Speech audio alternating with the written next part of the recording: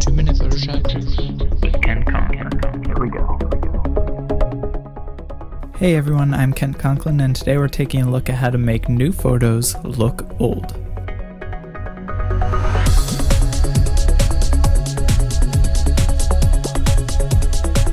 As always, we're going to cruise through these tricks fairly quickly, so feel free to pause or rewind the podcast if we're going too fast. And remember, always work on a copy of your image, not the original.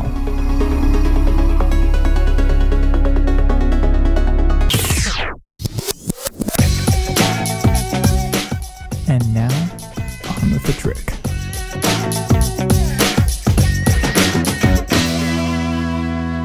Hey everyone, today we're going to be taking a look at the second half of our two-part trick on how to make new digital photographs look old. We're splitting this trick into two separate tricks because of its length and complexity. To hear the first half of this trick, please download it from our website at 2minutetricks.com. In today's portion of the trick, we'll be adding some grime to our image a few different ways. So open up the image we started last week and select the Hue Saturation Adjustment layer from the Layers palette. It should be the topmost layer of our image. Go to the Layer menu and select the Merge Down option. This will combine our adjustment layer and our image layer into one. Now in the Layers palette, select the layer your image is on if it isn't already selected. You should see that this layer has two rectangles in it. One rectangle shows a preview of your image, and to the right of that you should see another rectangle that's mostly just a white box with some black areas from where we put our rip mark in. This area is your layer mask. We want the left rectangle to be selected, since right now we want to edit the image, not the mask. You can select it by just clicking on the left preview rectangle. Now go to the bottom of the Layers palette and click the button that looks like a black circle with a white F in the middle. Then select the Inner Glow option from the menu that pops up. A new dialog box will pop open. In the middle of this dialog, you should see a bunch of options for an inner glow. Set the blend mode to screen, the opacity to 47%, and the noise to 0%. Then, underneath the noise slider, click the swatch of color. It's probably set to a default of a light yellow. This will open up the color picker dialog. Pick a nice brownish color in this window. I used a red value of 132, a green value of 92, and a blue value of 6 for my shade of brown, but you can use whatever you like. If you want to use the exact same shade I picked, just enter the numbers 132 in the text box labeled with an R, 92 in the G box, and 6 in the B box.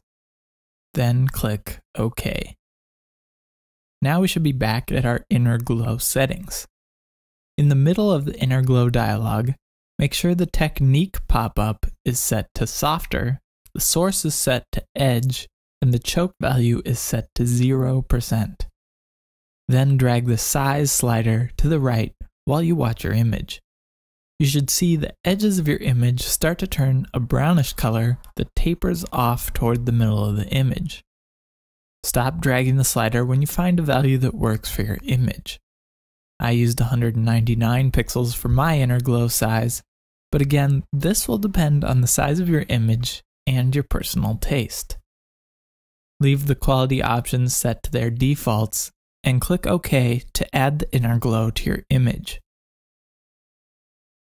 Now we need to distress our image a little. We're going to do this a couple of different ways. First, we're going to scrape bits of our image off to simulate wear. Then we'll add some dirt and grime marks. To scrape our image, select the image layer from the Layers palette and click the Layer Mask section of that layer. Again, you can tell that your layer mask is selected by the small border that appears around the black and white rectangle in the layers palette when you click it.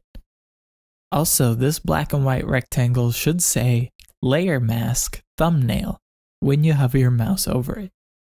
Set your foreground color to black by pushing the D key on your keyboard, followed by the X key. Then select the brush tool from the Tools palette, or you can select it by pushing B on the keyboard. Now go to your brushes palette. If your brush palette isn't up, you can open it by going to the Window menu and selecting the Brushes option. Click on the word Brush Presets at the top left corner of the brush palette. This will show you a list of all the brushes Photoshop has built in. Scroll down the list till you reach a small scrubby brush called Spatter 14 pixels. Click on this brush to select it. You can see the names for any brush by hovering your mouse over it, or by going to the button at the top right corner of the brush palette that looks like a right-facing arrow and clicking on it. Then select the small or large list option. Now, still in the brushes dialog, click Shape Dynamics from the left side of the palette. This will open up some shape options for our brush. Set up this portion of the dialog as follows: Size jitter, 94%. Minimum diameter, 0%. Angle jitter, 100%. Roundness jitter, 100%. And finally, minimum roundness, 1%. Now select Scattering from the left-hand side of the palette and enter the following settings. Scatter, 1000%, and check the Both Axis box. Then set the count to 1 and the count jitter to 70%. Next, select the Texture option from the left and put in the following settings. From the big pop-up menu with a picture of a random texture, select Wrinkles. Scale, 112%. Mode, Color Burn, and Depth, 100%. Finally, pick Other Dynamics from the left side of the palette and set the Opacity Jitter slider to about 42% and the Flow Jitter to 0%. Now increase your brush size by pushing the right bracket key on your keyboard till your brush is fairly large. Then click and drag with the brush on your image. This should mask almost random parts of your image to give it a scuffed look. If the brush is too small or large, adjust the size some more with the bracket keys on your keyboard.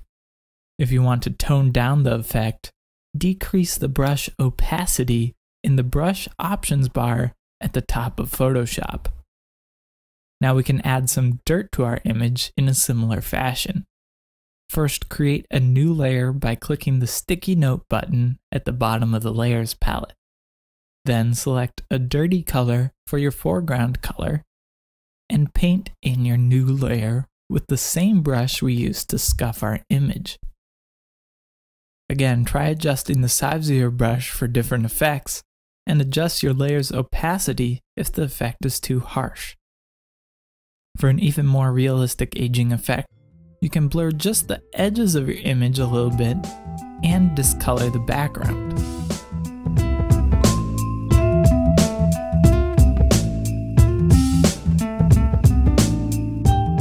That's it for this week's show, but make sure to tune in next week for another trick. Also stop by our website to vote in our listener poll and check out our user wiki. If you have a question about Photoshop or a comment about the show, send me an email at kent@2minutetricks.com or Skype me at kent.conklin. Of course, you can find our website at 2minutetricks.com. Thanks for listening, and we'll see you next week.